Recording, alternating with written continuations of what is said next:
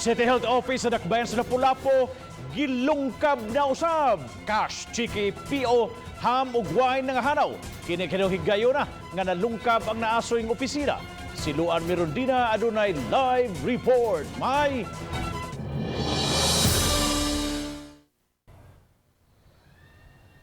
Yes, Bob, wala pa gani masulbad ang unang insidente sa pagpanglungkab. Magtulo ka buwan na ang nakalabay, subli na usab nga gilungkab ang City Health Office. Kung sa unang insidente, Bob, ang gilungkab mao ang mga opisina sa second floor, ning higayuna ang mga kwarto na usab o mga opisina sa ground floor ang nabiktima.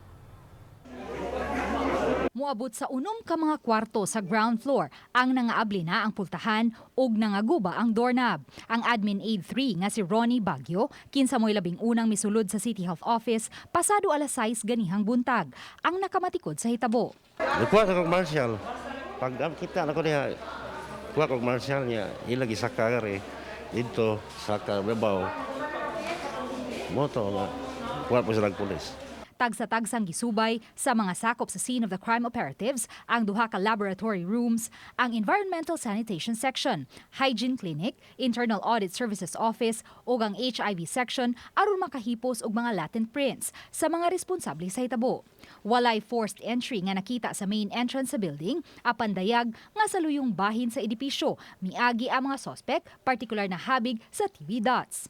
Dinhi niining bintana sa HIV section gituhuang miagi ang suspitsado. Gani ko inyong makita, natangtang na ang 5 ka bildo ni ining jealousy. Hinungdan nga yano ra kaayong nakasuod ang suspitsado ug wala na kinahanglan pa nga gubon ang doorknob sa maong kwarto.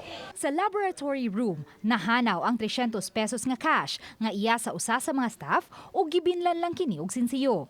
Wa na hinuy laing mga butang nga nahanaw apan gikahibong sa mga staff dinhi nganong gipangbuak ang mga monitor sa tulo ka mga computers. Ang labing daghang nahanaw nga mga butang ang anaa sa Internal Audit Service Office. Naabli na ang vault diin gitago ang dulan sa 4,000 pesos nga sinking fund, 4,500 pesos nga personal money sa department head nga si Teresita Lim, 85 ka buok nga PO ug mga personal checks. Paingon lagi sa basin ko nung nakalimot ko, di ko sure ha, pero nga mauka ba siya pero nakalock man gihapon siya ba niya na-open siya. Basin ko nung nga pag-lock ko nung ako nakalimtan pero kung ambot lang kaha basta na-open gid siya. Wala usab palabya sa mga suspect ang duha ka mga ham nga gisulod sa ref ug siyam ka botelya sa wine. Hinuon wala na dada ang ubang mga grocery items sa opisina.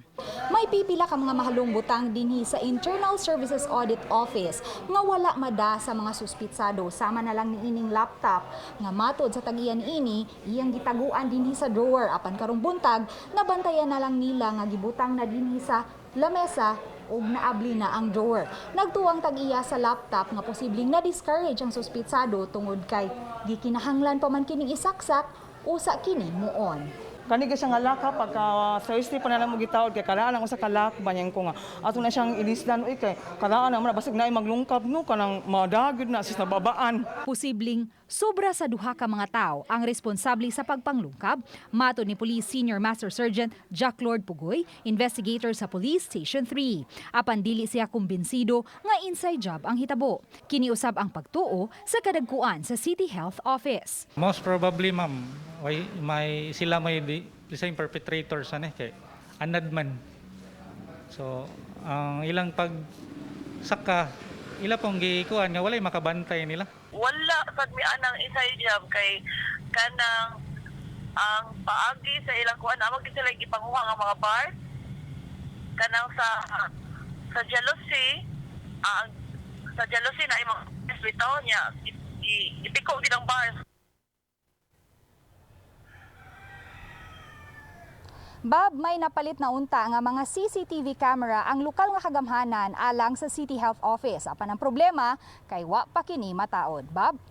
daghang salamat Luan Mirondina sa imong live report.